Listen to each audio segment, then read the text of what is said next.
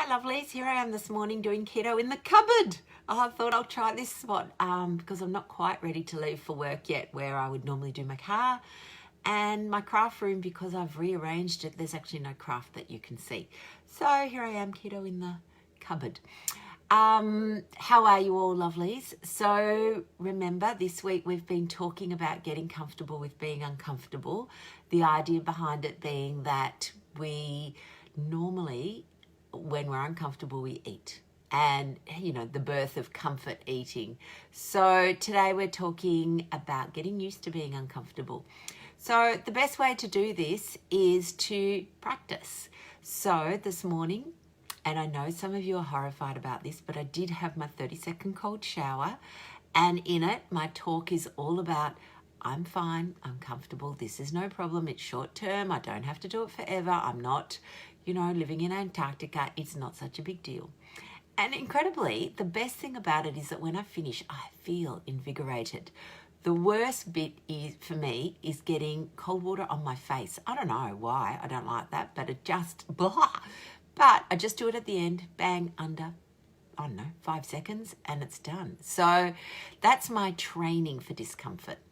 But I guess what I'm saying to you this week is, again, just get used to it. It doesn't have to mean that we eat. Of course, we've been trained to eat when we're uncomfortable, hence the term comfort food, comfort eating, and people identify as a comfort eater. And I used to be a comfort eater, absolutely.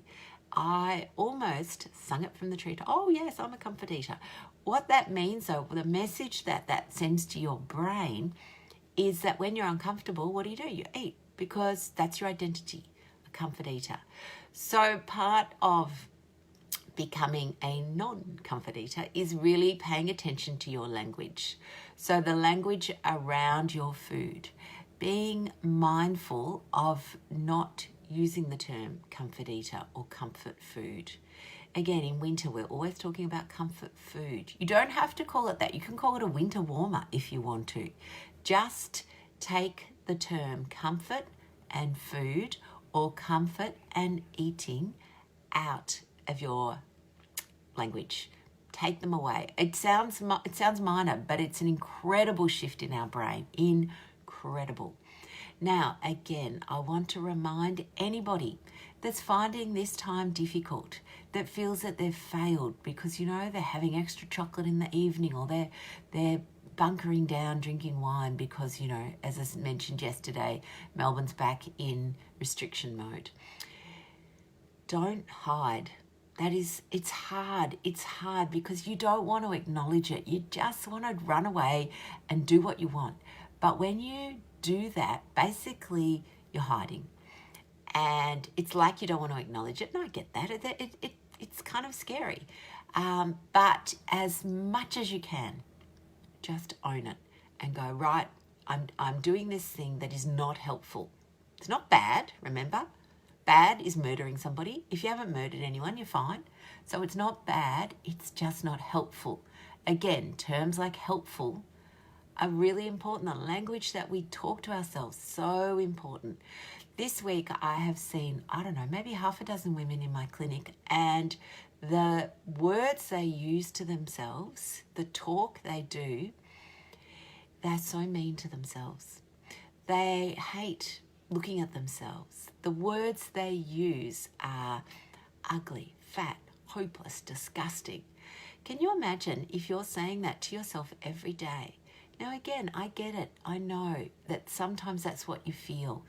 But honestly, the absolute key to stopping this kind of self-fulfilling prophecy, this vortex, is 1, owning it and saying, okay, I just need to stand up here. I have to stop hiding and pretending this isn't a problem.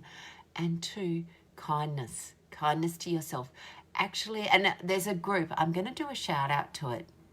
There's a group I'm a part of. I have no affiliation with them. It's called Try Before You Buy. Or Let Me Try Before You Buy, it's called.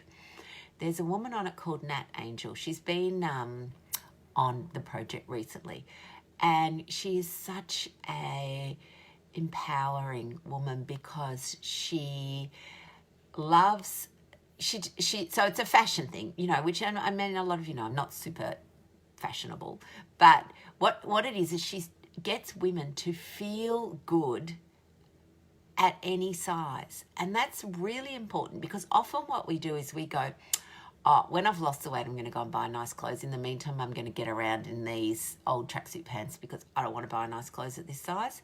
And then we go, oh God, I'm so ugly. Oh, I'm going to eat. So you have this crazy cycle of waiting till you get to your right size in order to buy nice stuff.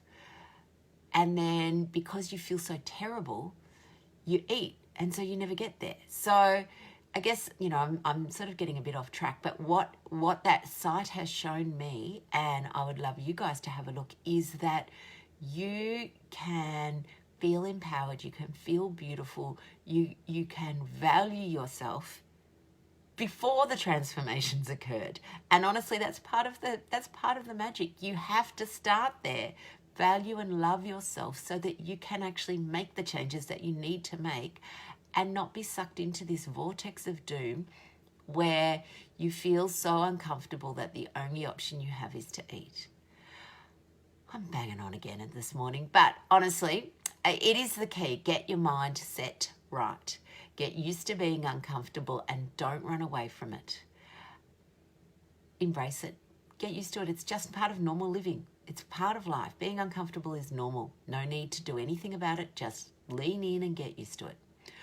All right, my lovelies, I've got work this morning, so I better run off so I'm on time because, you know, I'm a morning person and morning people are on time. But as you can see, I haven't put on any makeup yet, so I better go and put on a bit of mascara.